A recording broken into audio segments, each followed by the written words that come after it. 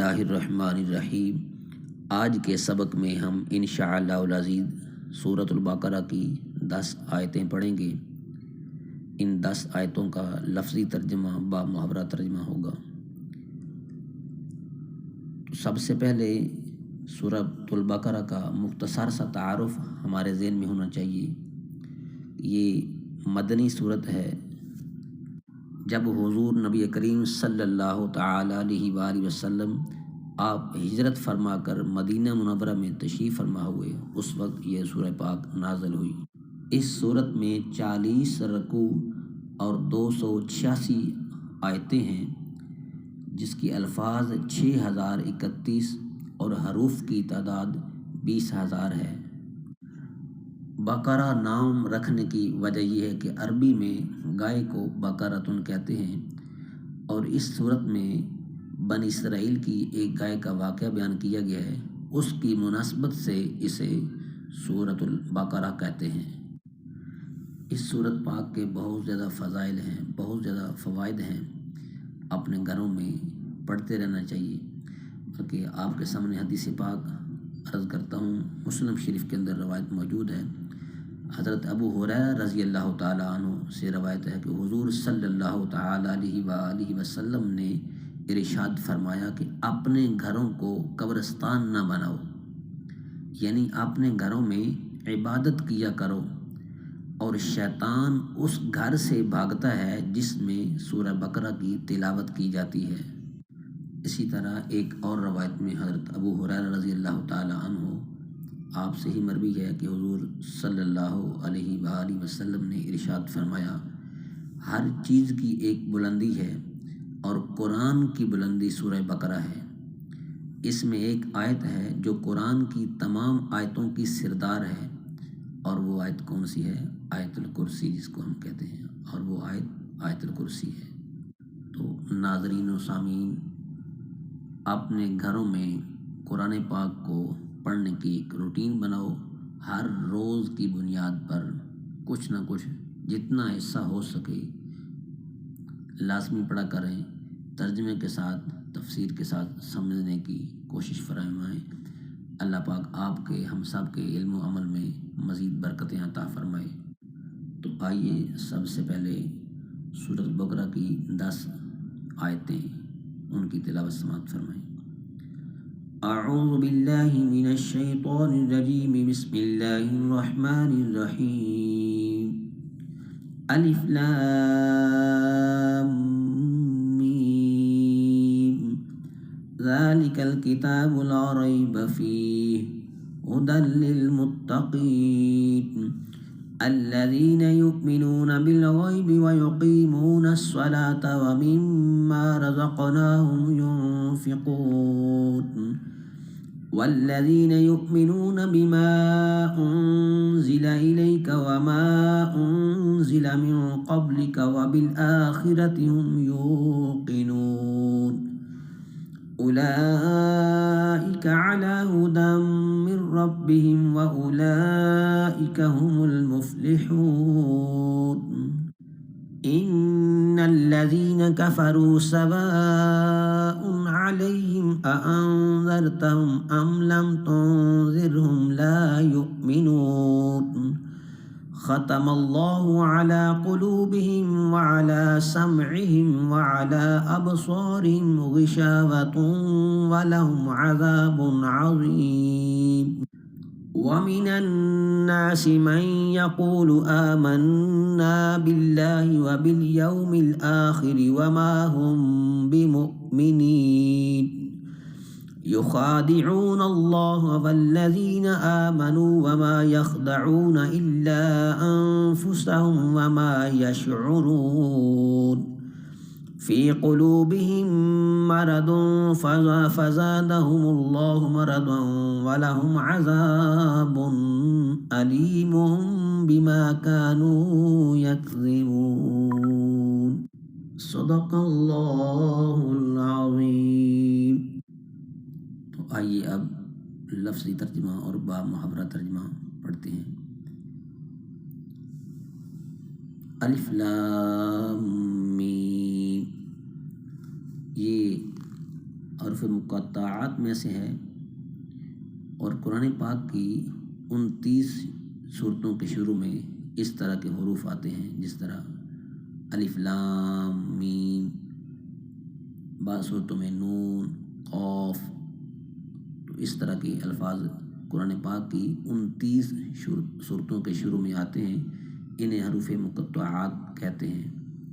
ان کے بارے میں جو سب سے قوی اور مضبوط قول ہے وہ یہی ہے کہ یہ حروف مقطعات یہ سر بین اللہ و رسولہ، یہ وہ راز ہیں جو اللہ تعالیٰ اور اس کے رسول صلی اللہ تعالیٰ علیہ وآلہ وسلم کے درمیان ہیں۔ حروف مقطعات اللہ تعالیٰ اور اس کے رسول صلی اللہ علیہ وسلم ہی جانتے ہیں، اور ہم ان کے حق ہونے پر ایمان لاتے ہیں۔ ذالک، یہ الکتاب کتاب ہے، لا ریب، نہیں کوئی شک، فیہ، اس میں، ہدن، ہدایت ہے، للمتقین، پرہیزگاروں کے لیے۔ یہ ایسی کتاب ہے کہ اس میں کوئی شک نہیں کہ یہ پرہیزگاروں کے لیے ہدایت ہے۔ اگرچہ قرآن کریم ہدی للناس یعنی سارے انسانوں کے لیے پیغام ہدایت ہے، لیکن اس کی ہدایت سے فائدہ کیوں کر پرہیزگاری اٹھاتے ہیں، اس لیے یہاں اس لحاظ سے تخصیص کر دی گئی ہے کہ ہدی للمتقین، ہدایت ہے، پرہیزگاروں کے لیے ہدایت ہے۔ الذین، وہ لوگ جو یؤمنون، ایمان لاتے ہیں، جو ایمان لائے ہیں، بالغیب، کس پر، غیب پر، ویقیمون الصلاۃ، ویقیمون، اور وہ قائم کرتے ہیں، الصلاۃ، نماز، ومما، اور اس میں سے جو، رزقناہم، ہم نے دیا ان کو، ينفقون، وہ خرچ کرتے ہیں۔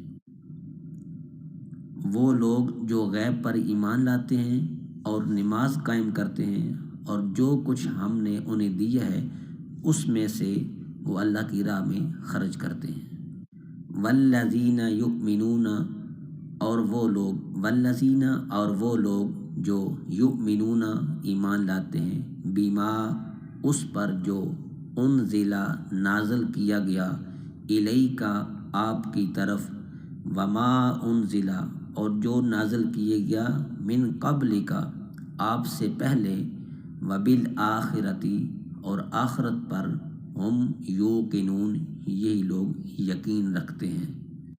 اور وہ لوگ جو اس پر یقین رکھتے ہیں، اور وہ لوگ جو اس پر ایمان لاتے ہیں جو آپ کی طرف نازل کیا گیا اور جو آپ سے پہلے نازل کیا گیا، اور یہی لوگ آخرت پر یقین رکھتے ہیں۔ اولئک علی ھدی من ربہم، اولئک، یہ لوگ، علی ھدی، ہدایت پر ہیں، من ربہم، اپنے رب کی طرف سے، واولئک ھم المفلحون، اور یہی لوگ فلاح پانے والے ہیں۔ ان الذین کفروا، ان، بے شک، الذین، وہ لوگ، جنہوں نے، کفروا، کفر کیا، سواء، برابر ہے، علیہم، ان پر، اانذرتہم، آپ انہیں ڈرائیں، ام لم تنذرہم، یا نہ ڈرائیں انہیں، لا یؤمنون، وہ ایمان نہیں لائیں گے۔ بے شک وہ لوگ جنہوں نے کفر کیا ان پر برابر ہے کہ آپ انہیں ڈرائیں یا نہ ڈرائیں، وہ ایمان نہیں لائیں گے۔ ختم اللہ، مہر لگا دی ہے اللہ نے، علی قلوبہم، ان کے دلوں پر، وعلی سمعہم، اور ان کے کانوں پر، وعلی ابصارہم، اور ان کی آنکھوں پر ہے، غشاوۃ، پردہ، ولہم، اور ان کے لیے ہے، عذاب عظیم، بہت بڑا عذاب۔ اللہ نے ان کے دلوں پر اور ان کے کانوں پر مہر لگا دی ہے، اور ان کی آنکھوں پر پردہ ہے، اور ان کے لیے بہت بڑا عذاب ہے۔ وَمِنَ النَّاسِ، اور بعض لوگ، مَن یقول، وہ ہیں جو کہتے ہیں، آمنا باللہ، ہم ایمان لائے ہیں اللہ پر، وبالیوم الآخر، اور آخرت کے دن پر، وما ہم بمؤمنین، حالانکہ وہ نہیں ہیں ایمان لانے والے، حالانکہ وہ مومن نہیں ہیں۔ اور بعض لوگ وہ ہیں جو کہتے ہیں کہ ہم اللہ پر اور آخرت کے دن پر ایمان لائے ہیں، حالانکہ وہ مومن نہیں ہیں۔ یخادعون اللہ، فریب دیا چاہتے ہیں، دھوکہ دینا چاہتے ہیں۔ یخادعون کا معنی ہے فریب دینا، دھوکہ دینا۔ یخادعون اللہ، فریب دیا چاہتے ہیں اللہ کو، والذین، اور ان لوگوں کو، آمنو، جو ایمان لائے، وما یخدعون، اور نہیں وہ دھوکہ دیتے اور نہیں وہ فریب دیتے، الا مگر، انفسہم، اپنے آپ کو ہی، وما یشعرون، اور نہیں وہ شعور رکھتے۔ یہ لوگ اللہ کو اور ایمان والوں کو فریب دینا چاہتے ہیں، حالانکہ یہ صرف اپنے آپ کو فریب دے رہے ہیں اور انہیں شعور نہیں ہے۔ فی قلوبہم، ان کے دلوں میں ہے، مرض، بیماری، فزادہم اللہ، سو بڑھا دیا اللہ نے ان کی بیماری کو، مرض، بیماری، ولہم، اور ان کے لیے ہے، عذاب علیم بما کانوا یکذبون، ولہم، اور ان کے لیے ہے، عذاب، عذاب، علیم، بڑا دردناک، بما، اس وجہ سے کہ کانوا، وہ تھے، یکذبون، جھوٹ بولتے تھے۔ ان کے دلوں میں بیماری ہے تو اللہ نے ان کی بیماری کو بڑھا دیا ہے، اضافہ کر دیا ہے، اور ان کے لیے بڑا دردناک عذاب ہے، اس وجہ سے کہ وہ جھوٹ بولتے تھے۔ اب ایک بار آپ پھر شروع سے غور کریں تو اب ہم دیکھیں گے کہ ان 10 آیتوں میں کون کون سے مضامین بیان کی گئے ہیں، کس کس چیز کا تذکرہ کیا گیا ہے۔ کچھ باتیں تو جب ہم نے ترجمہ پڑھا تو ہمارے ذہن میں بیٹھ گئی، اب ایک بار پھر اس میں غور کرتے ہیں تو کچھ اور باتیں ہمارے ذہن میں بیٹھ جائیں گی۔ ذالک الکتاب لا ریب فیہ، لا ریب، کوئی شک نہیں۔ آیت کے اس حصے میں قرآن مجید کا ایک وصف بیان کیا گیا ہے کہ یہ ایسی بلند شان اور عظمت و شرف والی کتاب ہے کہ جس میں کسی طرح کے شک و شبہ کی کوئی گنجائش ہی نہیں، کیونکہ شک اس چیز میں ہوتا ہے جس کی حقانیت پر کوئی دلیل نہ ہو، جبکہ قرآن پاک اپنی حقانیت کی ایسی واضح اور مضبوط دلیل رکھتا ہے جو ہر صاحب انصاف اور عقل مند انسان کو اس بات کا یقین کرنے پر مجبور کر دیتی ہیں کہ یہ کتاب حق ہے اور اللہ تعالیٰ کی طرف سے نازل ہوئی ہے۔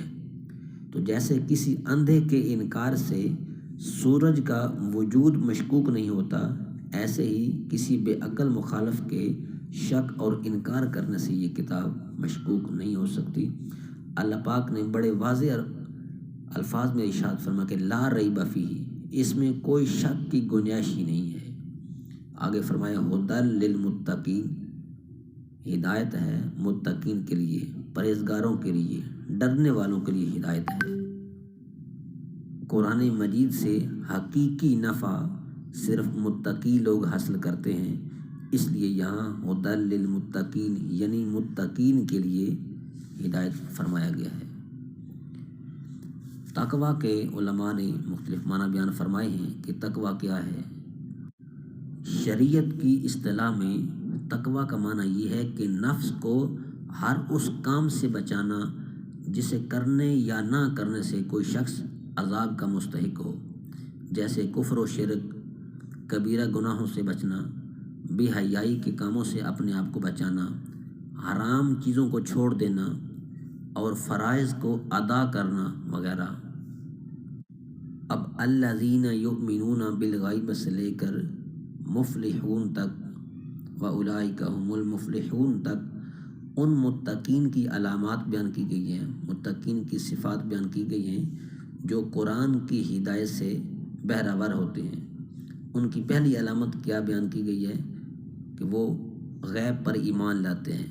الذین یؤمنون بالغیب، وہ لوگ جو بغیر دیکھے ایمان لاتے ہیں، غیب پر ایمان لاتے ہیں۔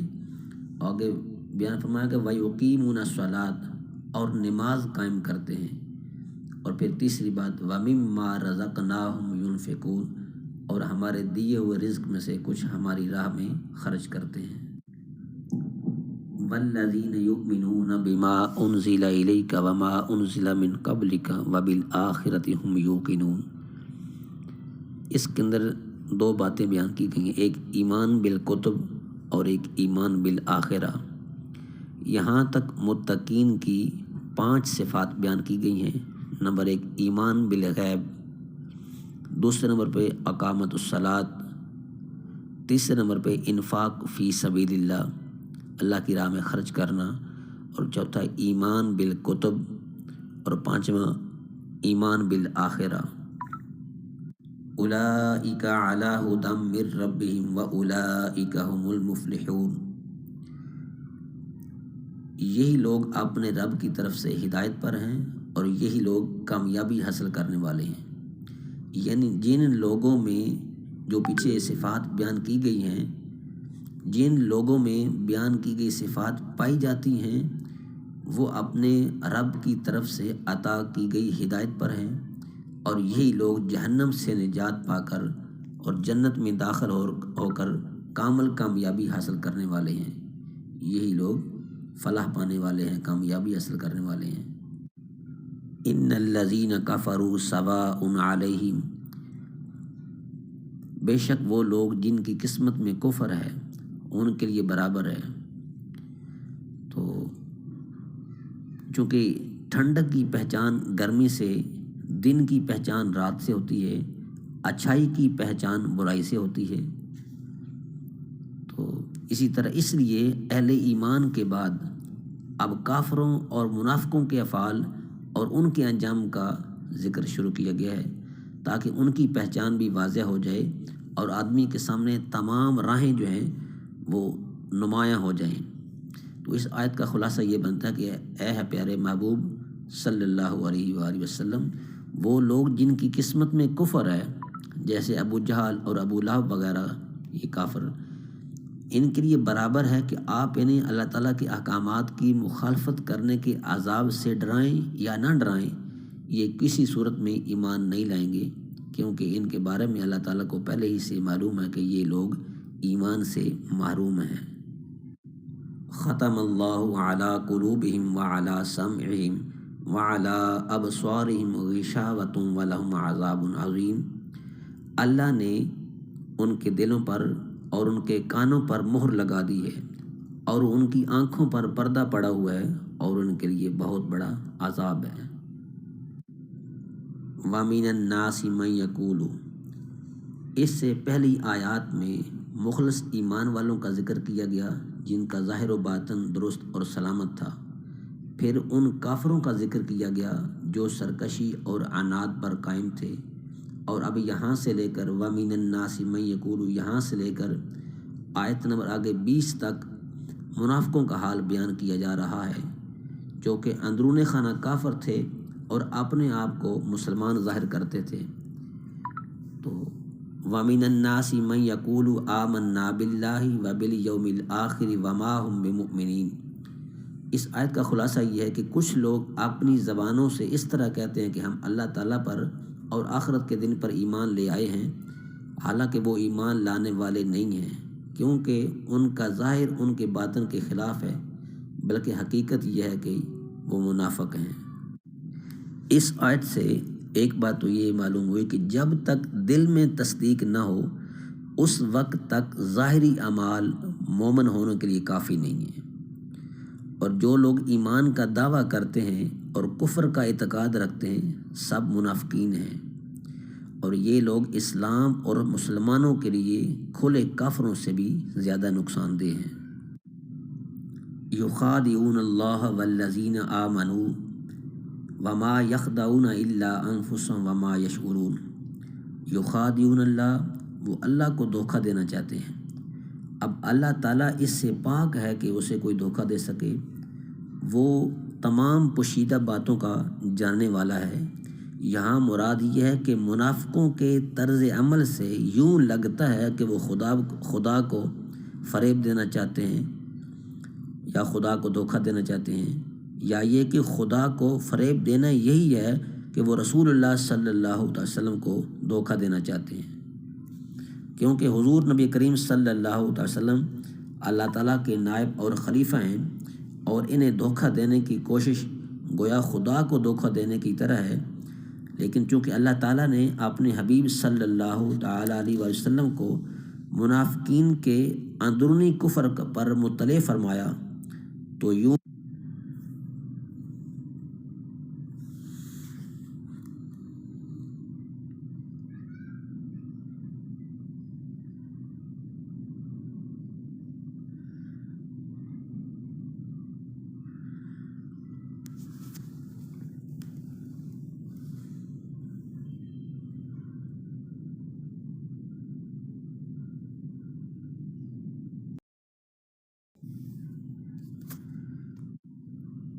اس آیت سے معلوم ہوا کہ ظاہر و باطن کا تضاد بہت بڑا عیب ہے۔ یہ منافقت ایمان کے اندر ہو تو سب سے بدتر ہے۔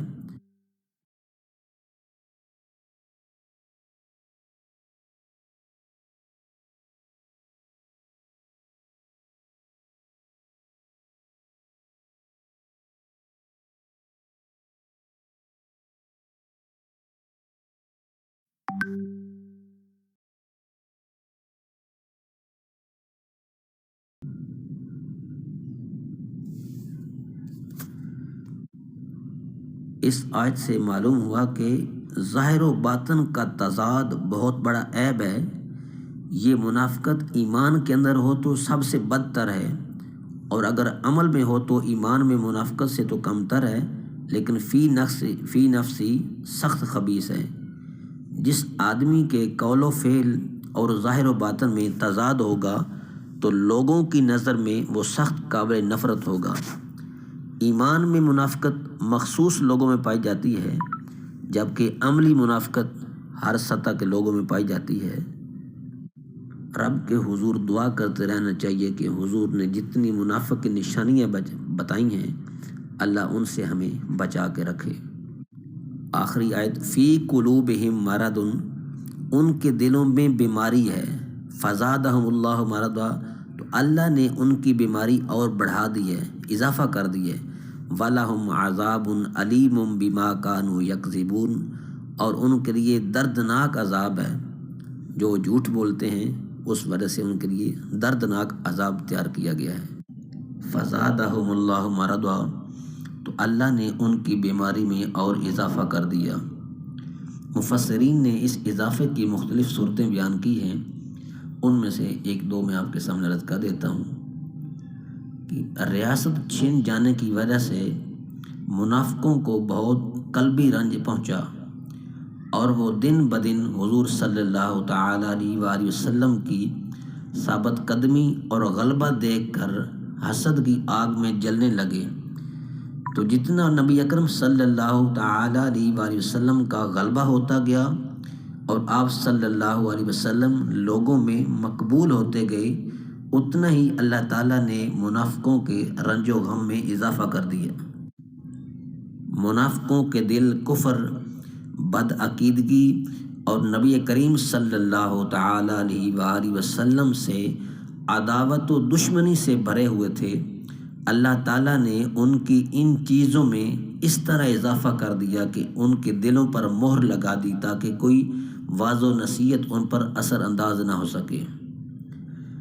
جیسے جیسے شرعی احکام اور نزول وحی میں اضافہ ہوتا گیا اور مسلمانوں کی مدد و نصرت بڑھتی گئی، ویسے ویسے ان کا کفر بڑھتا گیا، بلکہ ان کا حال تو یہ تھا کہ کلمہ شہادت پڑھنا ان پر بہت دشوار تھا، اور اوپر سے عبادات میں اضافہ ہو گیا اور جرموں کی سزائیں بھی نازل ہو گئیں، جس کی وجہ سے یہ لوگ بہت بے چین ہو گئے تھے۔ تو پھر آگے اللہ نے فرمایا کہ وَلَهُمْ عَذَابٌ عَلِيمٌ بِمَا كَانُوا يَكْذِبُونَ، اور ان کے لیے ان کے جھوٹ بولنے کی وجہ سے دردناک عذاب ہے۔ یعنی اللہ تعالیٰ اور آخرت پر ایمان لانے کا جو جھوٹا دعویٰ کیا تھا، جھوٹا دعویٰ کرنے کی وجہ سے ان کے لیے جہنم کا دردناک عذاب ہے۔ اس آیت سے معلوم ہوا کہ جھوٹ بولنا حرام ہے اور اس پر دردناک عذاب کی وعید ہے، لہذا ہر مسلمان کو چاہیے کہ وہ اس سے بچنے کی خوب کوشش کرے۔ حضرت عبداللہ بن مسعود رضی اللہ تعالیٰ عنہ آپ سے مروی ہے کہ رسول اللہ صلی اللہ تعالیٰ علیہ وآلہ وسلم نے ارشاد فرمایا کہ سچائی کو اپنے اوپر لازم کر لو، کیونکہ سچائی نیکی کی طرف لے کے جاتی ہے اور نیکی جنت کا راستہ دکھاتی ہے۔ آدمی برابر سچ بولتا رہتا ہے اور سچ بولنے کی کوشش کرتا رہتا ہے، یہاں تک کہ وہ اللہ تعالیٰ کے نزدیک سچا لکھ دیا جاتا ہے۔ اور جھوٹ سے بچو، کیونکہ جھوٹ گناہ کی طرف لے جاتا ہے اور گناہ جہنم کا راستہ دکھاتا ہے، اور آدمی برابر جھوٹ بولتا رہتا ہے اور جھوٹ بولنے کی کوشش کرتا ہے، یہاں تک اللہ تعالیٰ کے نزدیک جھوٹا لکھ دیا جاتا ہے۔ اللہ وحدہ لا شریک کی پاک بارگاہ میں دعا ہے کہ اللہ وحدہ لا شریک آپ کو مجھ کو قرآن کریم پڑھنے کی، عمل کرنے کی توفیق عطا فرمائے۔ وما علیہ الا البلاغ المبین۔